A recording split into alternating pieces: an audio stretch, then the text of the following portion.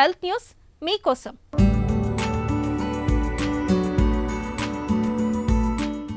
మలబద్ధకం 100 రోగాల పెట్టుగా చెబుతారు డాక్టర్లు. ప్రపంచ జనాభాలో 16% మంది ఏదో రకంగా ఎదుర్కొంటున్న సమస్య మలబద్ధకం. జీర్ణ వ్యవస్థలో ఏర్పడే ఈ ఇబ్బంది తీవ్రమైతే పైల్స్ బాధలతో నరకం చూపిస్తుంది. మలబద్ధకం అక్కడితో ఆగట్లేదు, హృద్రోగానికి దారితీస్తుందని హెచ్చరిస్తుంది ఆస్ట్రేలియాకు చెందిన ఒక తాజా అధ్యయనం.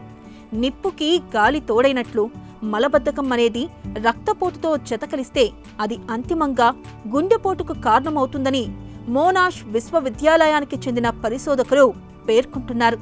40 నుంచి 69 మధ్య వయసు ఉన్న సుమారు 4 లక్షల మందిపై పరిశోధకులు ఇటీవల అధ్యయనం నిర్వహించారు.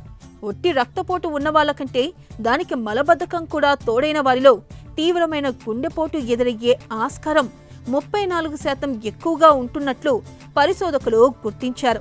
మధుమేహం, పొగ తాగడం వంటివేవీ లేకున్నా సరే మలబద్ధకం అనేది హృద్రోగానికి కారణమవుతుందని పరిశోధకులు వివరిస్తున్నారు.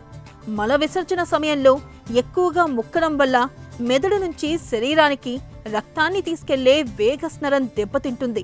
దీంతో రక్తపోటు పెరుగుతుంది.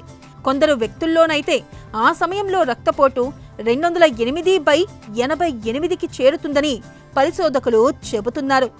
ఒక్కోసారి ఇది డిఫెకేషన్ సైన్ కూప్ అనే అపస్మారక స్థితికి కూడా లోను చేస్తున్నట్లు శాస్త్రవేత్తలు తెలిపారు. ఈ నేపథ్యంలో మలబద్ధకం లేకుండా ఆహారపు అలవాట్ల విషయంలో తగిన జాగ్రత్తలు తీసుకోవాలని పరిశోధకులు సూచిస్తున్నారు.